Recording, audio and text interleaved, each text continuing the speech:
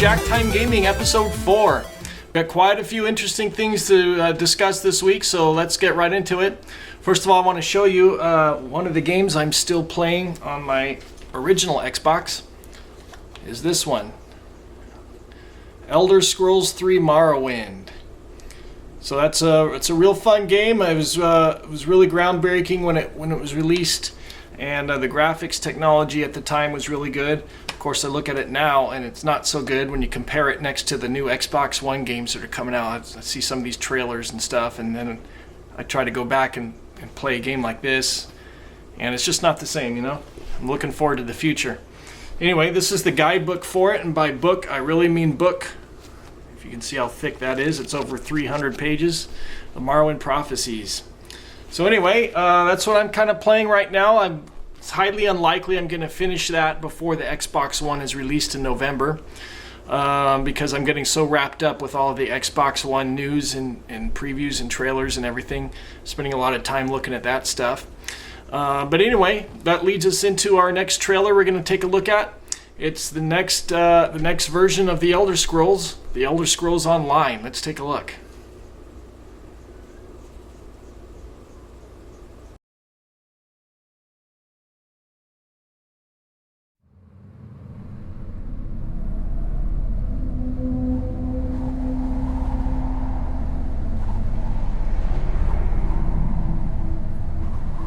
The Imperial throne sits empty.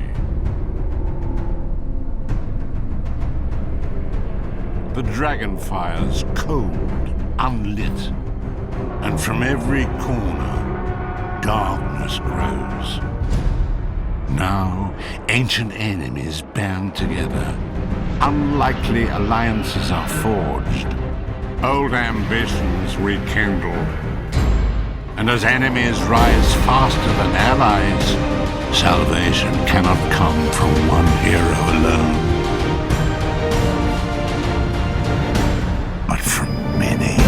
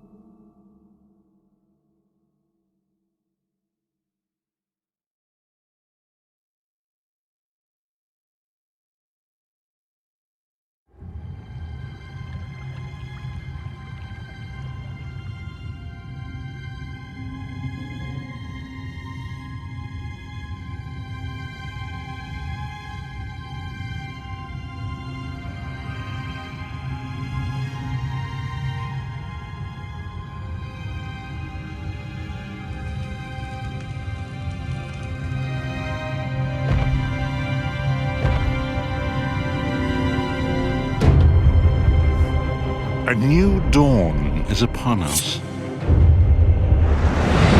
Never have our choices weighed more heavily. To stand alone, or to fight side by side. Against the encroaching forces of oblivion.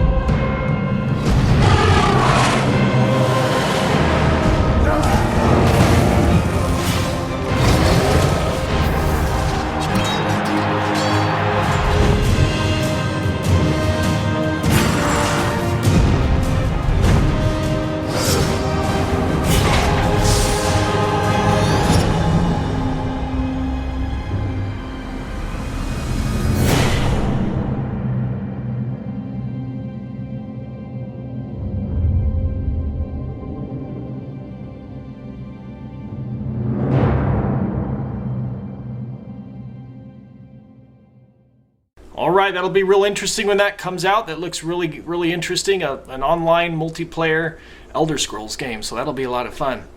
All right, last week you probably saw we got to look at what comes in the box for the Xbox One.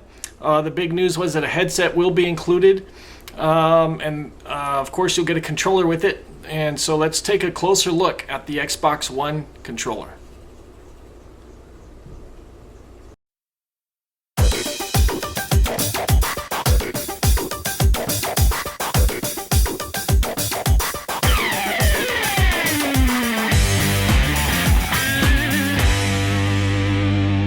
Hi, it's Larry here of Xbox Live's Major Nelson. I am here with Zulfi Alam, who is the GM of the Xbox accessories business.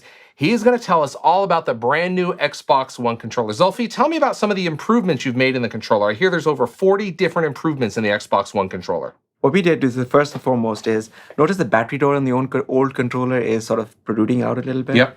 We decided to integrate that. Okay. That drove a lot of the internal design changes. Then what we did was we worked really hard on the ergonomics of the device. We wanted to make sure that it was incredibly comfortable. I mean, the Xbox 360 controller, some consider to be the best one in gaming. You really had to focus on that to make it even better. How did you do that? So we had hundreds of models, hundreds of user research studies, and essentially hours of gaming with models to make sure that people felt comfortable with it. And the changes that we came up with are, some are small, some are large, but on balance, they essentially make the life of the gamer much easier. For example, I'll give you a really tiny example. The old control has screws underneath it. And our belief was, after 8 hours or 9 hours of gaming, gamers start complaining. Yeah. It sort of bugs They them. can feel that back They there. can feel it. So we came up with a design point that essentially is screwless. It's a huge deal. On the thumbsticks, what we said on the thumbsticks, we'll make them much more precise. So we reduced the dead zones. But we also had a little bit of gimbal on each one of them. Yeah. It's soft rubber. Yeah. And the whole idea is it can have hours and hours of gaming, and it makes it just better. And the sticks are also, they seem to be a little bit smaller. Tiny bit smaller. Yeah. Again, every change was validated by core gamers. Right. We want to make sure that the core guys love it. One of the areas that we've heard a lot from gamers about is the D-pad. Zulfi, how have you made the Xbox One controller, the D-pad, even better? Yes, the D-pad, we received some feedback on. Our core gamers were not terribly pleased with the height of the D-pad, and over the last couple of years, we've been trying on 360. Now, when you say height, in terms of where it sits, like you can see it's a little higher here. Yes, exactly. Notice it's slightly higher than the new one. So the point of having the new D-pad, first of all, we changed the shape to make it a clean plus sign. Okay. And then we decided, if I may, open our device. Now, you can't up. do this at home, but we have a special one here in the studio where you can look at that. So the point here is, what we did is we made it closer to the motherboard, and what it essentially allows us to do is to reduce the travel time and get the nice, crisp force to fire. Click. Click. There's a little click in there, yeah. Yes. Tell me a little bit about the triggers. I hear there's haptic feedback. So you see these big rumble motors that already exist. So this is, a lot of people may not notice, but this is what the rumble motors look like. It looks very similar in the Xbox 360, but that's the rumble motor. That's the rumble motor. Yep. And what we did is we took these motors, we shrunk them, and made a similar ones, tiny ones, inside the trigger itself. And essentially what it does is it changes the way gamers perceive gaming. Okay. If you're shooting a sniper rifle, there's a very particular feel that you get, and you should get. And it should be different from what a bazooka is. And essentially now we can get that to you. Once game developers start using this new feature, they can tell the difference between a rifle, a bazooka, your car skidding out of control, hitting gravel, the tiny motions of hitting brakes and getting ABS kicking the pulsing on your brake trigger. You can get those feelings. So in addition to the rumble, game developers, which they've had with 360, is with Xbox One, they're going to have the rumble as well as this additional feedback, as you said, where they can maybe give the kickback of a rifle or of a vehicle. That is exactly right. So think about it. You're playing Forza, Yep. and you go through the curve, and your car starts to skid out of control. Historically, you have this big rumble motors sort of shaking. Right. No, we'll give you an actual feeling. If the right tire's slipping out of control, the right one will have a slightly more feeling. Wow. Think of it as fine motor control versus coarse motor control. Wow. Zolfi, tell me about this little micro USB port here on the back of the controller. Sure, gamers tend to have two different controllers. The wired one that they use for gaming scenarios when they go for competitions, and the wireless one, which is more casual. And we said, why should we have our customers buy two of these? Let's give them the option of just buying one. So this is a 2-in-1 controller, essentially. You got it. How does that work? The way it works is the moment you plug in the wire, essentially the entire the radios on the controller shut down. And at that point, this controller transforms itself into being a truly wired controller. So all the data now comes down the USB cord, and that's industry standard, comes right down to your console. That is correct. So it comes straight down to your console. It's industry standard, and you can use any USB cable that you want. Now, in terms of the wireless protocol, we also redefined it completely from scratch. There were two goals. First, increase the bandwidth of this wireless protocol significantly more, 20x more than what we have right now. Okay. And the other one was to reduce the latency. So the moment you press the button for a fire button, the time it takes to go to your console and back, essentially we reduce that. And you're dealing in milliseconds now. I mean, just really a finite, really small number. This is all milliseconds, essentially we improved by 20%. Now tell us a little bit about the, of course, this is the Xbox button right there on the top. When you click that, you'll go to your dashboard.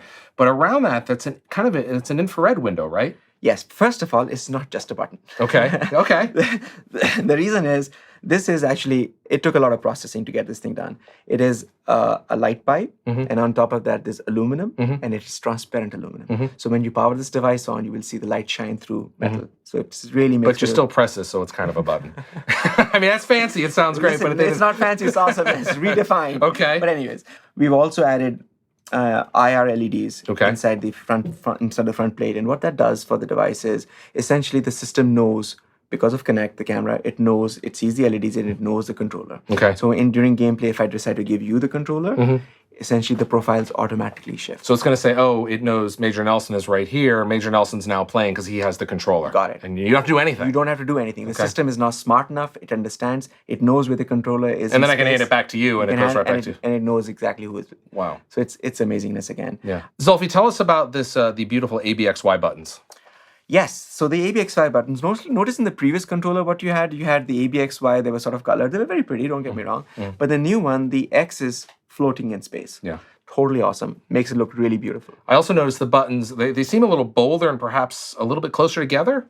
They've been optimized, but actually we took great pains to make sure that the experience is not impacted in any way or form. Great. Period. Great. No questions. Hundreds and hundreds of tests were done with thousands and thousands of users to make sure that core gamers, when they touch this controller, it feels familiar. It should feel like it's from the same family. It should feel you should have the best of the old one, and in addition, you have additional functionality. Great. Well, Zolfi, I appreciate you got 40 brand new improvements from the Xbox 360 controller to the Xbox One controller. Thank you for stopping by and telling us a little bit about and kind of pulling it away to let us see the insides. Thanks, Zolfi. Thank you so much.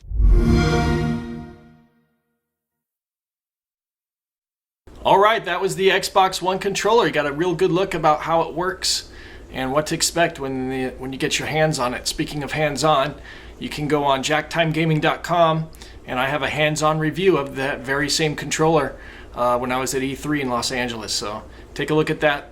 Anyway, let's take a look at our next game. This was one of the games that really wowed me at the Microsoft press conference in May, and so we'll take a look at it. It's Dead Rising 3.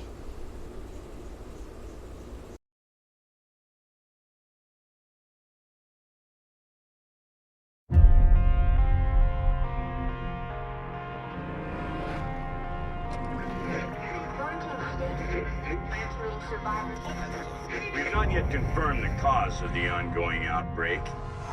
Therefore, in 6 days, we will have no choice but to deploy a large incendiary bomb, destroying all organic life within the city limits.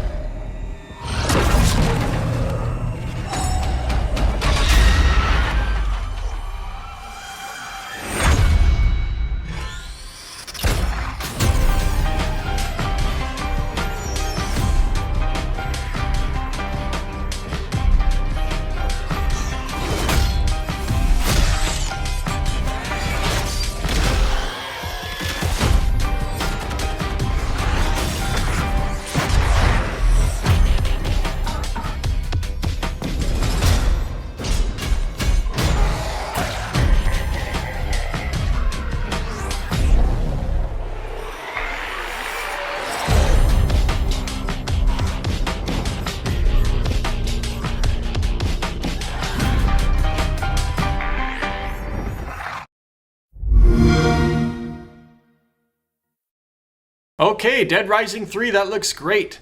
That looks fantastic. I can't wait to play that one. Some of the amazing weapons you get, like the sledge saw, and you get to combine different weapons to have some unique tools to hack up the zombies with. And that looks really great. Also, I hear there's going to be some really fantastic smart glass applications with that game, so make sure you have your tablets and your smartphones ready to go for that one. Also, there should be some really interesting Kinect functionality with that game, so that'll be interesting to see how that works out. Speaking of Kinect, some very interesting news this week. Of course, if you've been following along, you would know that it was previously announced that for the Xbox One console to work, that it had a requirement that the Kinect sensor be plugged in at all times or it wouldn't work. So that raised up a lot of privacy concerns and issues with people. Is it going to be listening and watching you all the time? Are people going to be able to hack into it and see what you're doing? Things like that, a lot of concerns about it. So it was revealed this week that another policy change was that the sensor will not be required to be plugged in. The console will work without the Kinect sensor plugged in. A lot of other people's concerns were, what if I had it plugged in, but it just drops and breaks, or I need to replace it? Am I not going to be able to use my Xbox because I broke my sensor? But anyway, that's all changed now, so you can use your Xbox One without the Kinect sensor plugged in. Also, you can go into the settings and turn it off completely, so you don't even have to have it turned on. So a lot of people are going to be happy about that.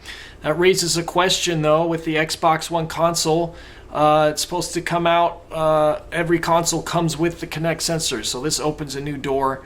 Are they going to have another version of the Xbox One that comes without the Kinect sensor plugged in, or in the box rather?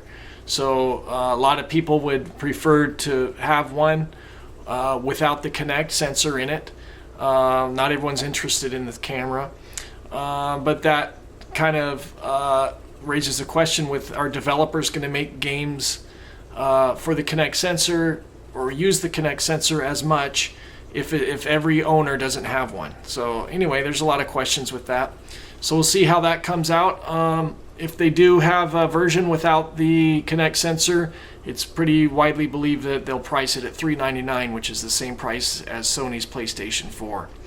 So that would even the playing field quite a bit between Microsoft and Sony. So anyway, that's very interesting. We'll have to wait and see what happens. Are they going to announce a Xbox One without a Kinect sensor? We'll see. Are they going to lower the price? We'll find out real soon, I'm sure. Okay, let's take a look at one more game. This was probably one of my favorite looking games at E3. Looks really amazing. I've loved the great graphics, and this game just looked fantastic. We'll see how the gameplay turns out. It looks great to me, but let's see what you think. Let's take a look at Ryse, Son of Rome.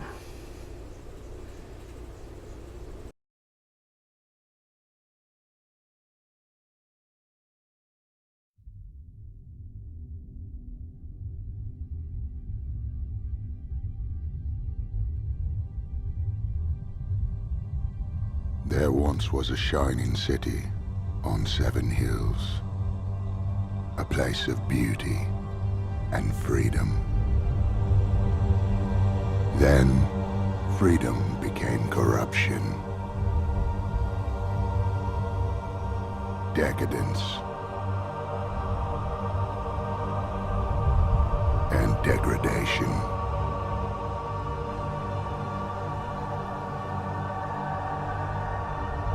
But the gods know what once was can't be again. If a son of Rome were to rise.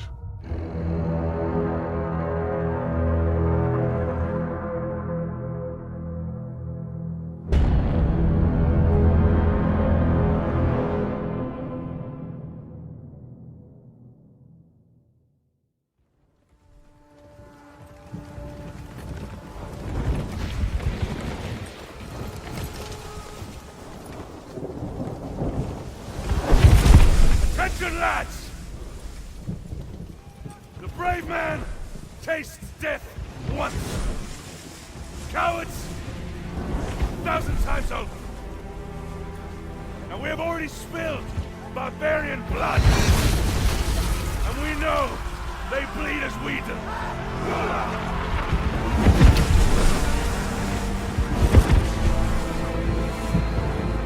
Ready!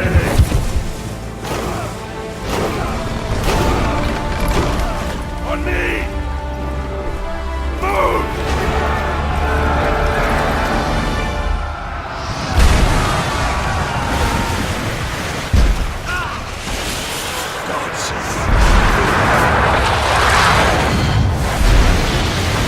Advance! Our beast being destroyed! We must take out that tower!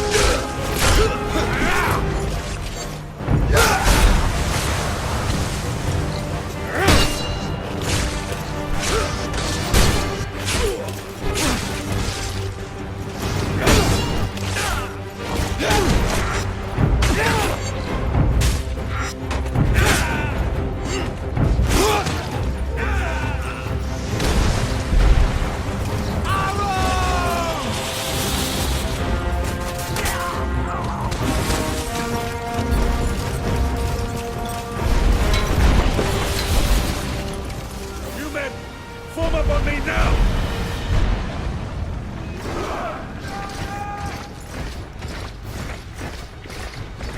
Incoming! Shields!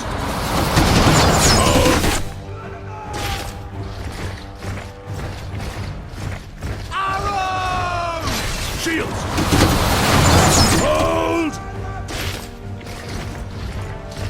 Pillows! Arrows, men!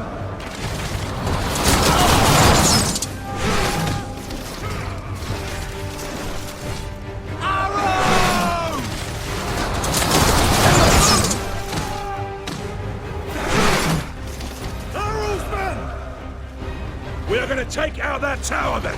Let's move! The men are ready, sir. We advance at your command.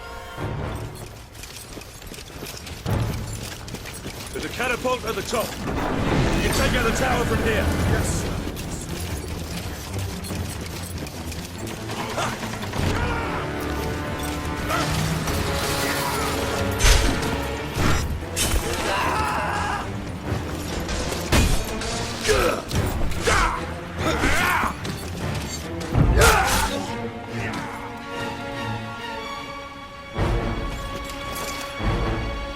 Capture the catapult. Aim it on the tower. Signal when you're ready. We'll hold the bastards back.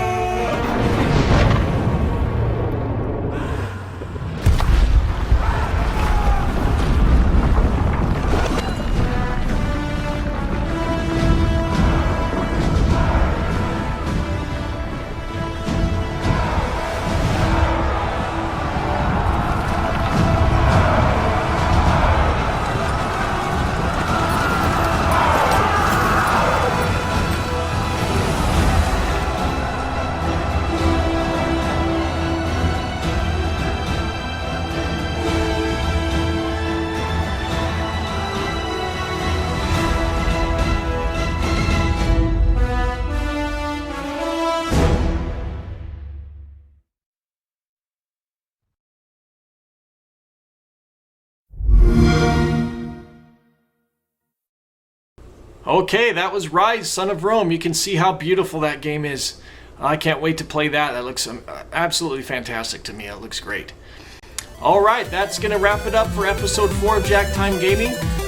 We've got a new channel out there this week, and that's Vimeo. We're on Vimeo now, which is a video hosting site kind of like YouTube.